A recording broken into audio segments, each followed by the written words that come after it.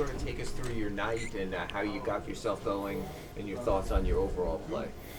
I mean, I would just say, it wasn't that great the first game. Still getting, back into, game situational stuff.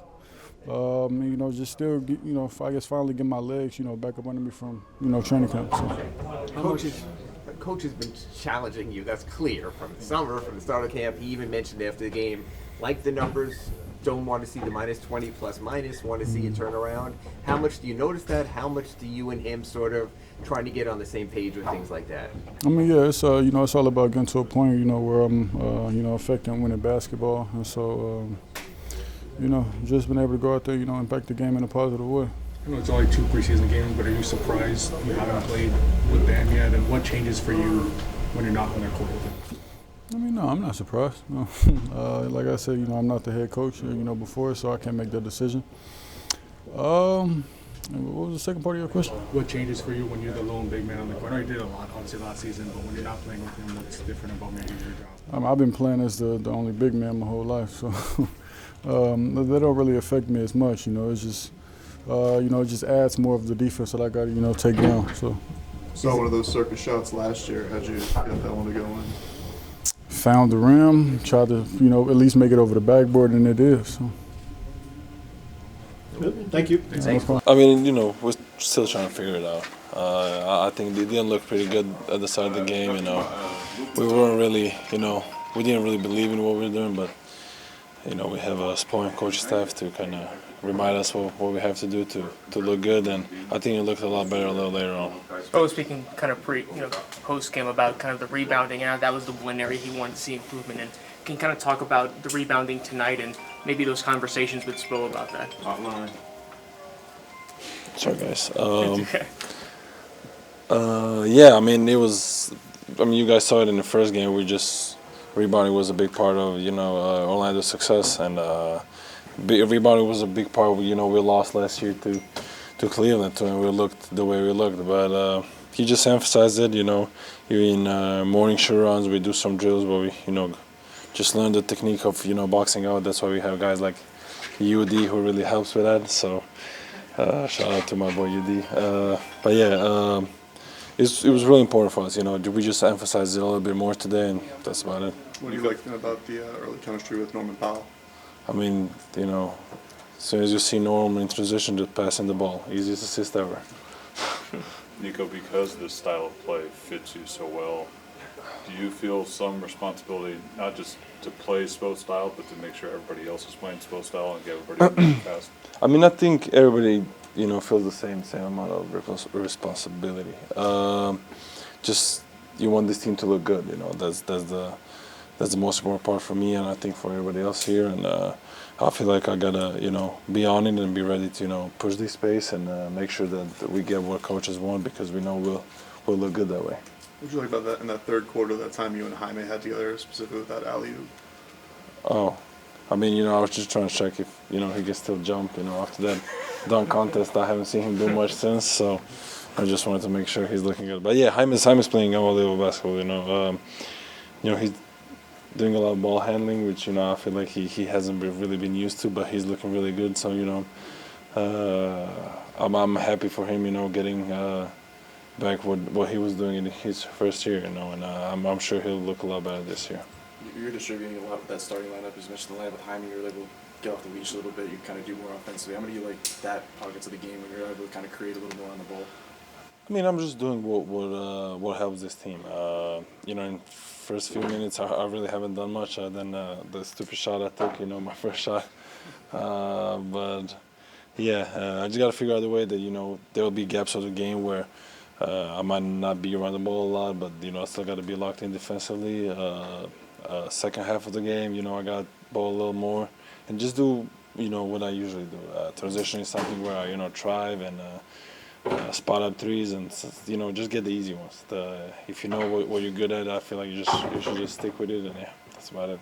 To get your rhythm, and then you sort of took off for this first half. What was different tonight than maybe Saturday in Puerto Rico? Just finding my spots, letting the offense work. We're emphasizing pace, space, and playing quicker. I'm not one to force looks or shots or anything like that. They know what I can do. They know what I bring to the table. But it's just getting comfortable, finding the chemistry and flow with the guys on the floor. But just look to be a little bit more aggressive and looking for my shots and looking for openings within the flow of the offense. How have you liked that early chemistry with Jović? One more time. The early chemistry with Nikola Jović. It's been good. He's a versatile player. He's going to be really good. I think he's going to have a really great year. He's going to be an important piece. Just his versatility, being able to bust out, bring the ball up the floor, attack, use his big, long frame, get downhill, and then, be able to catch and shoot, move without the ball. I think he's done great in these first two preseason games. So I'm excited for him.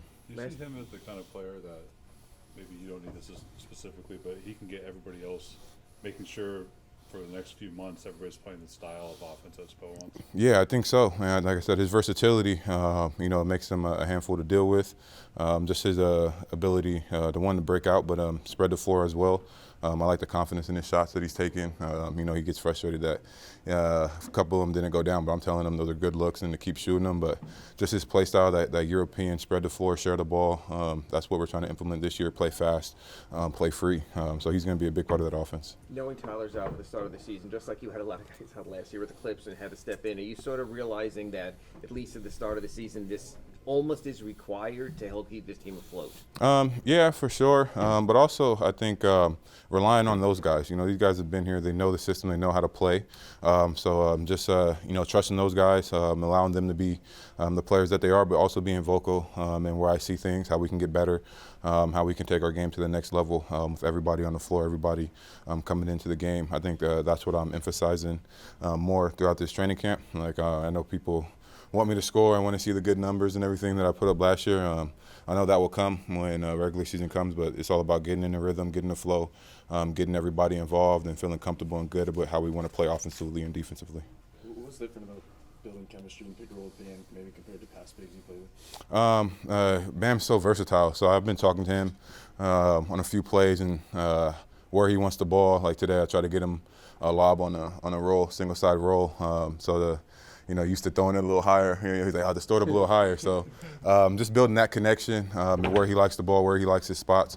But that's not just him, but so everybody. With Kel'el too, we haven't been on the floor together that long, but just his spots, emphasizing his role and him being a lob threat and also a floor spacing big. So it's my job to make sure that they're in positions I'm able to get them the ball where they can succeed, but it's going to come with more time on the floor and also me watching film and understanding their spots, watching film from last year and their plays and their reads and getting them the ball where they need it. Appreciate it. Okay. Coach, can you kind of talk about what you saw from Nico today, especially in terms of generating offense, filling the stat sheet, and how that could translate to the regular season? Yeah, it felt like he rebounded better tonight. That's one of the things that his head coach has been talking to him about a lot. He's improved basically everywhere except for the rebounding, and he took ownership of that tonight. He's capable of rebounding much better than he has last year, summer, and so far in training camp. It has to be a priority for him. You can see when he rebounds and he puts his mind to it. One of the plays the other night, the first offensive rebound Orlando had was on him, and he's fully capable of doing it. But there's a lot of extra layers that come to it, a responsibility. He's got to rebound his size, and then he's our best bust-out guy. So that leads to great action and flow going up the court. But he can't be a wandering generality, on the glass. So I thought he was much better with that tonight. The other parts of his game have improved, some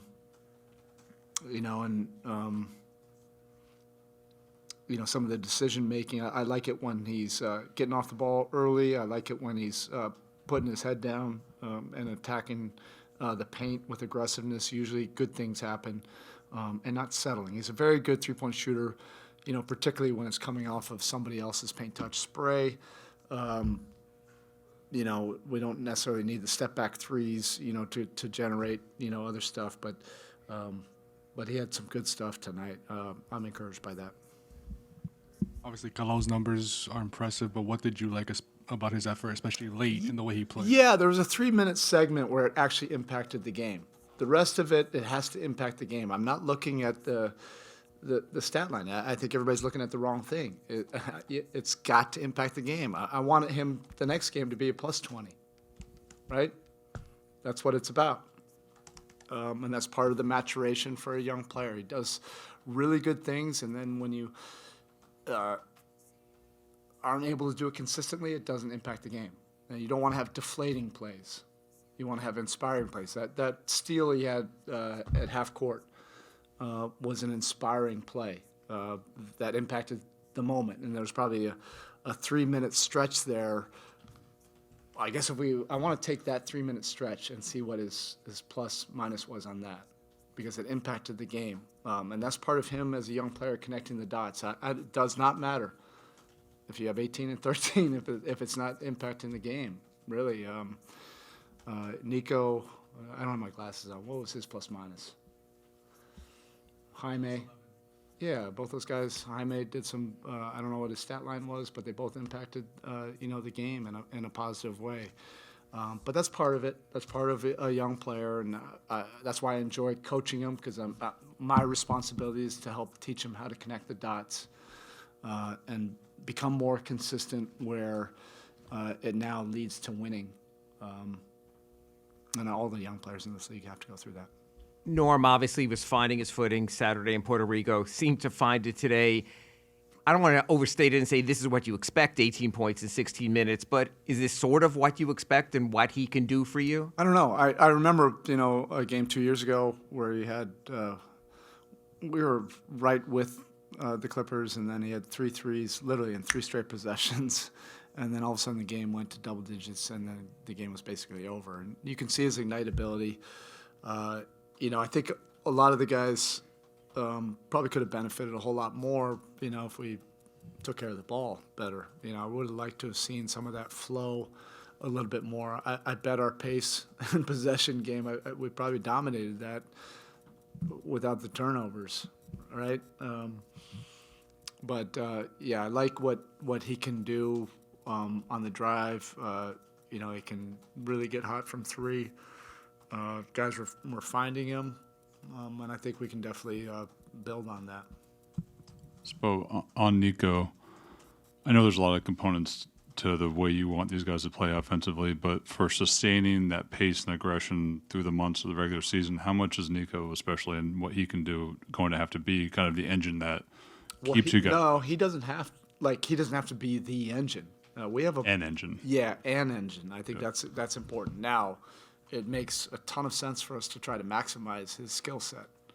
But we have a lot of speed on the roster. That's 19, transition points. That could have been 30 plus if we take care of the ball. We had some really mindless turnovers, stuff that we've actually been doing a whole lot better, this past week. But he's an important component. We haven't even used him as a screener yet. He's a very good screener, and get him in the pocket. I'll get to those half-court actions in due time. Also, the random post-ups that he and Wiggs can get you can be effective, and we'll build, on all of that. All right, thank you.